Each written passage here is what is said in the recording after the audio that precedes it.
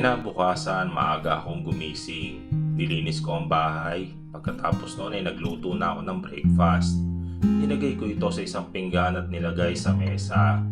Pumunta ako sa sala. May kukunin sana ako, pero nahagip sa paningin ko sa hindi kalayuan si Lee. Nakatingin ito sa akin para bang may ipinapahiwatig ito. Parang may gusto siyang iparating sa akin na mensahe. Tiningnan ko rin ito. Nag-uusap yung mga mata namin. Gusto ko siyang tanungin kung bakit, pero bigla lang itong tumalikod sa akin. Para itong may nakikita sa likod ko. Kaya binaling ko roon ang atensyon ko. Si Zeke pala. Nakatingin lang ito sa akin. Wala kayo bang makikita sa mata niya kundi ang walang emosyon nitong mata. May pagkain na doon. Kumain ka na. Sabi ko. Nakakailang kasi yung tingin niya. Oo, mag-ready ka na. Naalis na tayo maya-maya. Sabi nito at pumasok na sa kusina kung saan nandun ang mga pagkain. Wala akong ibang nagawa kaya pumasok na ako ng kwarto at naligo. Pagkatapos nun ay nagbihis na ako. Ang sunod ko naman ginawa yung pag-aayos ng mukha ko. Yung pinamili ni Zeke kahapon, inilagay ko yon sa mukha ko. Basic lang naman yun, kaya alam ko. Ilang sandali pa ay lumabas na ako. May isang tauhan na papunta sa gawi ko. Mystery, nandun po si Sir Zeke sa labas, naghihintay po sa inyo. Sabi nito at nilampasan ako. Hay, sa wakas, makakalabas na rin ako. Nang nakalabas na ako, nakita ko si Zeke na nakaupo sa hamba ng kotse nito. Nag-angat ako ng tingin at tiningnan niya ako. Ilang minuto pa ako nitong tinitigan bago ito nagsalita. Let's go? Sabi nito, tumikot papunta sa driver's seat. Binuksan ko yung backseat pero bigla nagsalita si Zeke. Oh, anong gagawin mo dyan? Tanong nito. Dito ako sasakay. Sagot ko naman. Baliw ka ba? Dito ako sa passenger seat. Anong gagawin mo sa akin, driver? Sabi nito, kaya dali-dali naman akong isinarado ang pinto at binuksan ang passenger seat at tumupo doon. Buong biyahe ay sobrang tahimik lang kami. Iisa sa amin ay walang gustong magsalita.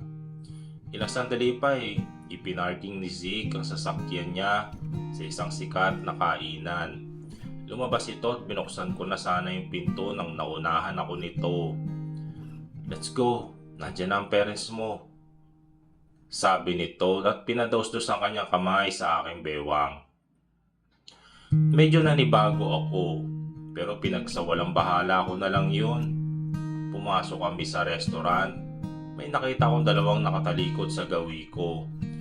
At sure ako yun ang mga magulang ko. Lumapit kami doon. Mami, Daddy, tawag ko dito. Lumingon sila sa akin. Bigla ako naiyak. Oh my Terry, sabi ni Mami at sinugod ako at niyakap ng mahigpit na mahigpit. Iyak lang ang tinugon ko dito. Tapos si Daddy naman, niyakap din ako. Ang anak ko, sabi nito at niyakap din ako. Dad, namiss ko kayo. At pinunasan ko ang luha sa aking pisngi. Namiss ka namin, baby. Sabi nito at kinalas ang pagkakayakap namin. Iginiya ako nito paupo sa upuan, katabi kong umupo ay si Zeke, habang sina Mami at Daddy naman ang nakaupo sa aming harapan. Oh, kumusta ang pagiging mag-asawa? Tanong ni Dad. Si Zeke ang sumagot. Oh, okay lang naman po. Sabi nito at nginitian ako.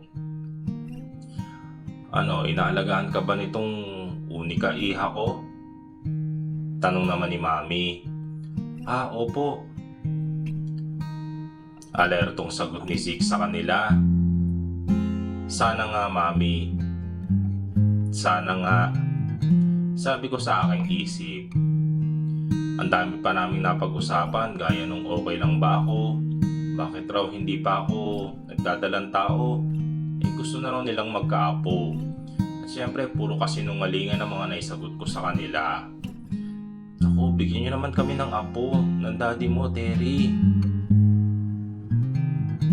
Kanina pa talaga ito si Mami. Ma'am, may gusto po kaming maabot ni Zeke. Saka na siguro yung anak na yan. Sagot ko naman. Binalingan ko ng tingin si Zeke na nahuli ko ito nakatingin sa akin. Ako ang unang umiwas ng tingin at ibinaling ang atensyon ko kina Mami at Daddy na nag-uusap. Pagkatapos noon ay pumunta kami sa mall. Palagi nakadikit ang kamay ni Zeke sa akin. Hindi talaga ako sanay pero pinababayaan ko na lang yon. Ang daming binili ni Mami na damit para sa akin. Yung iba ay mga dress. Yung iba naman pantulog. O yan anak, suotin mo yan mamaya ha. Sabi ni Mami.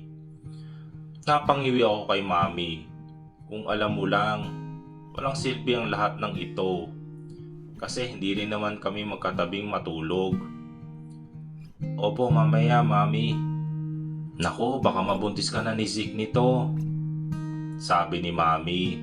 Tawang-tawa pa ito. Napailing na lang ako. Tiningnan ko si Zeke. Kausap ito ni Daddy. Sana ganito na lang palagi ano. Yung walang problema. Walang mararamdamang sakit. Masaya at mahal ang isa't isa. Pero alam ko na ang lahat ng ito. Puro lang kasinungalingan at walang katotohanan. Pumunta sa gawi ko si Daddy at si Zeke ay bitbit ang mga binili naman ito. Dad, mauna na kami ni Terry. May meeting pa kasi ako bukas dad eh. Sabi nito. O sige, mag-ingat kayo ha. Sabi ni Dad. Sige, ingat din po kayo Dad. Tugon naman ni Zeke.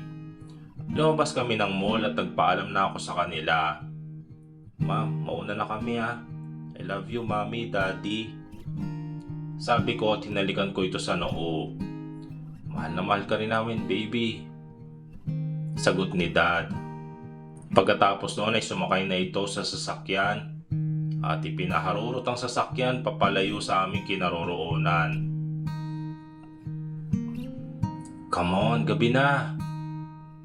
Sabi naman ni Zeke at pinagbuksan ako ng pintuan. Sumakay naman ako at tumikot naman ito papunta sa driver's seat. Buong biyahe namin ay sobrang tahimik at dahil walang traffic, madali kami nakaabot sa bahay. Ipinarking nito ang sasakyan sa garahe at lumabas at pinagbuksan ako ng pintuan. Matulog ka na, sabi pa niya. Tangulang na naisagot ko dito at pumasok na sa bahay at tinungo ang aking kwarto. Inilagay ko ang pinamili sa lamesa at pumunta sa banyo para maligo. Pagkatapos noon ay lumabas na ako at nagsuot ng pajama at plain t-shirt at inayos ang mga pinamili ni Mami sa akin. Inilagay ko ito sa lalagyan ko ng damit. Pagkatapos noon ay humiga na ako sa maliit kong kama. Marami pong salamat Lord at tinupad niyo na naman po ang isa sa mga panalangin ko. Pagpapasalamat ko at ipinikit na ang aking mata para muling matulog. Itutuloy.